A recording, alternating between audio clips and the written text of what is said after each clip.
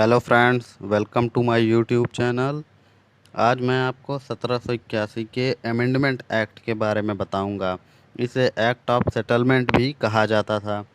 1781 का संशोधनात्मक अधिनियम यह रेगुलेटिंग एक्ट की कमियों को दूर करने के लिए लाया गया था। रेगुलेटिंग एक्ट में जो कमियां थीं उसको 1781 के अमेंडमेंट एक्ट में दूर करने की कोशिश की गई थी।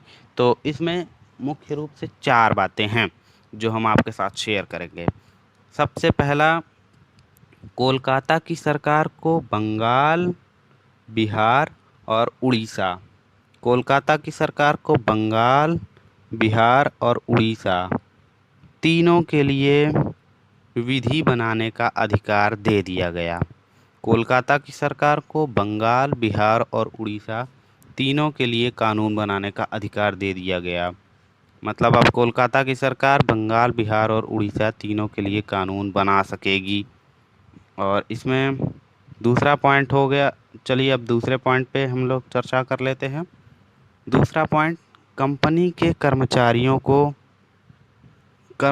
के कर्मचारी सरकारी अधिकारी की हैसियत से अगर कोई कार्य करते हैं तो उस पर न्यायालय कार्यवाही नहीं कर सकेगा।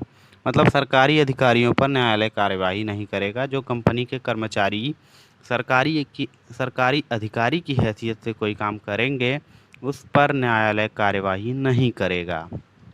ठीक है, ये दूसरा पॉइंट हो गया। तो चलिए अब तीसरे पॉइंट पे हम लोग चर्चा कर लेते हैं। तीसरा पॉइंट, रूल्स एंड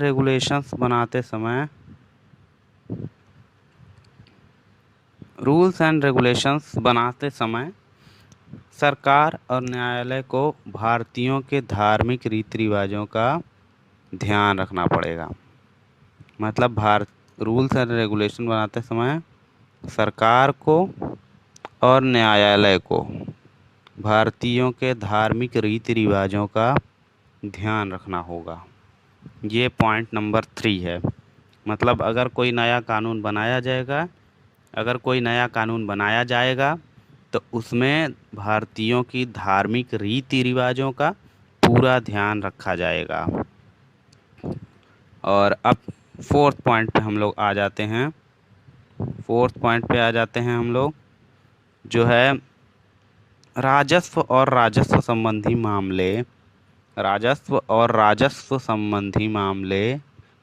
वसूली संबंधी मामलों पर न्यायालय उस पर कार्यवाही नहीं करेगा। मतलब राजस्व संबंधी मामलों पर न्यायालय कार्यवाही नहीं करेगा। ये मामले न्यायालय के क्षेत्राधिकार से बाहर कर दिए गए। ये चारों पॉइंट्स हैं।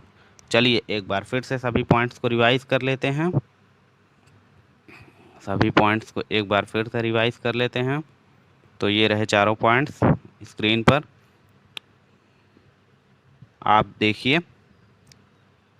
सबसे पहला पॉइंट, कोलकाता की सरकार को बंगाल, बिहार और उड़ीसा के लिए कानून बनाने का अधिकार दे दिया गया।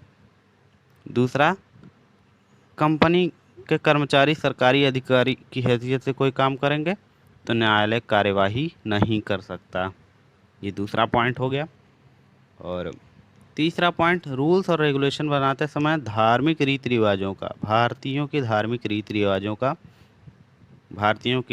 रीति रिवाजों का सरकार और न्यायालय ध्यान रखेंगे। ये तीसरा पॉइंट हो गया। और चौथा पॉइंट, रेवेन्यू रिलेटेड केसेस, मतलब राजस्व संबंधी मामलों पर न्यायालय कार्यवाही नहीं करेगा, उन पर मुकदमा नहीं चलाएगा। ये न्यायालय के क्षेत्राधिकार से बाहर कर दिए गए। तो ये था 1781 का amendment act.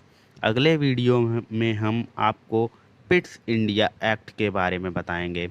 Pitt's India act के अंतर्गत कौन कौन से प्रावधान थे, उसमें कौन कौन सी कमियां दूर की गईं, उसका कारण, ये सब हम आपको अगले वीडियो में बताएंगे। 1784 में पिट्स इंडिया एक्ट आया था। और इस वीडियो को देखने के बाद अगर आपको ये वीडियो अच्छा लगा हो तो लाइक कीजिए, कमेंट कीजिए और अपने फ्रेंड्स के साथ शेयर भी कीजिए। और अगर आप चाहें तो हमारा चैनल सब्सक्राइब भी कर सकते हैं। तो थैंक यू फ्रेंड्स। अब हम आपसे अगले वीडियो में मिलते हैं।